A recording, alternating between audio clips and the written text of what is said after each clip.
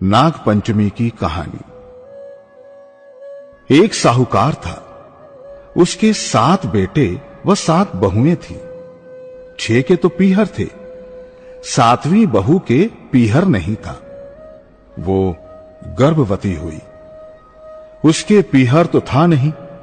जो घेवर खाने की इच्छा हो रही थी, सो चुरा कर थोड़ा सा टुकड़ा पानी भरने गई। तब ले गई, पेड़ के नीचे घेवर रख दिया। उसने सोचा पानी भरकर आराम से घेवर खाऊंगी। पानी भरकर घेवर लेने गई तो वहां घेवर नदारद था। पेड़ के पास एक बांबी थी जिसमें एक नागिन रहती थी। वो भी गर्भवती थी। घेवर देखकर नागिन की इच्छा भी उसे खाने की हुई। उसने घेवर खा लिया और सोचा,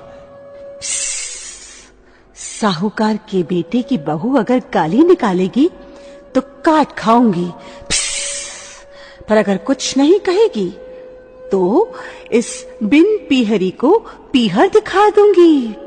साहूकार के बेटे की बहू ने देखा घेवर नहीं है तो कहने लगी, बेचारी कोई मेरे जैसी होगी, सुखा गई होगी, कोई बात नहीं।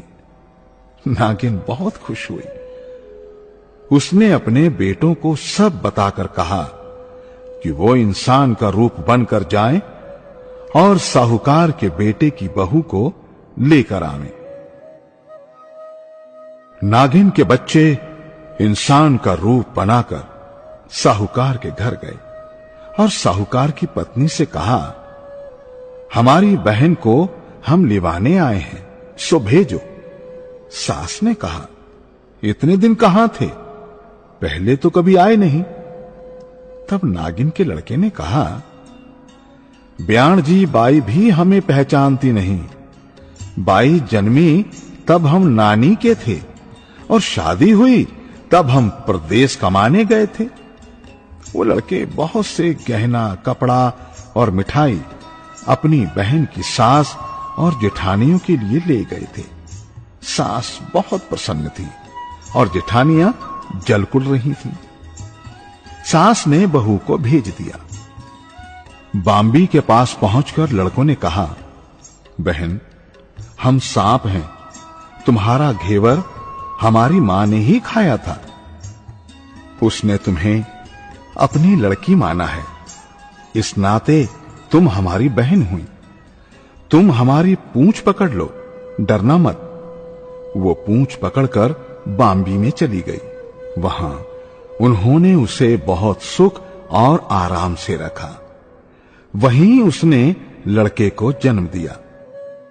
जब उसका लड़का थोड़ा बड़ा हुआ तक की बात है, पड़ोसन ने साहूकार के बेटे की बहू को सिखा दिया, अगर तेरी मां की इतनी ही लाडली है तो तू तेरी मां से कहना कि आज तो सांपों को दूध मैं ही पिलाऊंगी। पड़ोसन का ताना उसे सहन नहीं हुआ। वो मां से जिद करके सांपों का दूध ठंडा करने लगी।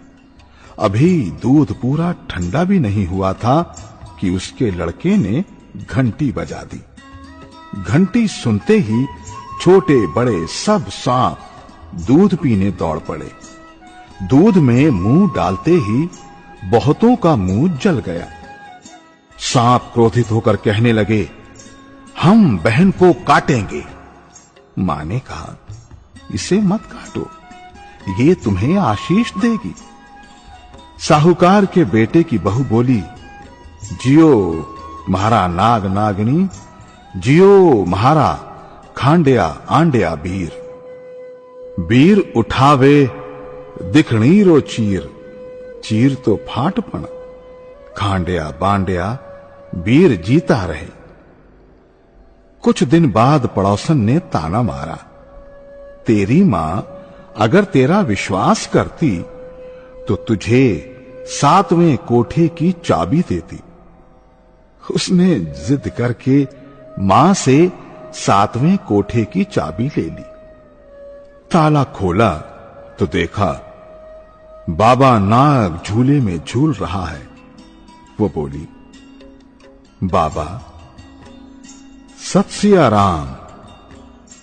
नाग बोला, तूने सत सिया राम कर लिया, नहीं तो मैं तुझे खा जाता। उसने कहा, बाबा आप तो मेरे पिता हैं, मुझे कैसे खा सकते थे? और बोली, जियो नाग नागणी, जीवो बासु की नाग, जिण मेरो लाड लड़ाइया, 9 करोड़ को हार।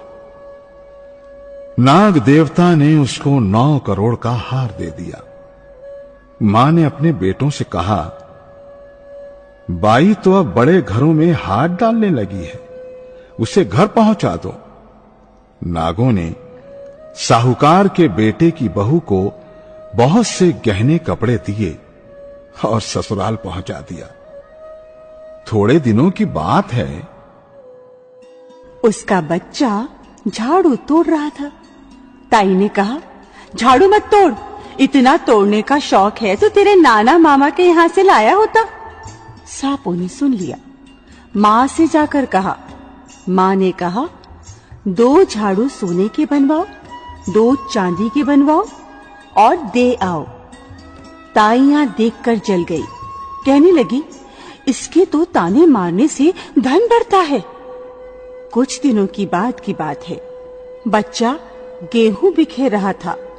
ताई ने ताना मारा, गेहूं बिखेरने का शौक है तो नाना मामा से ले आता, हमारे यहाँ तो मत बिखेर। सांपों ने सुन लिया। जाकर मां से कहा। मां ने कहा, 2 बोरी दाने सोने के घड़ाओ, 2 बोरी दाने चांदी के घड़ाओ और दे आओ। ताइयां और जल गई। कहने लगी, इसे ताने मत मारो, इसका धन बढ़ता है। छोटी जिठानी लकड़ी लेने गई। वहां सांप था।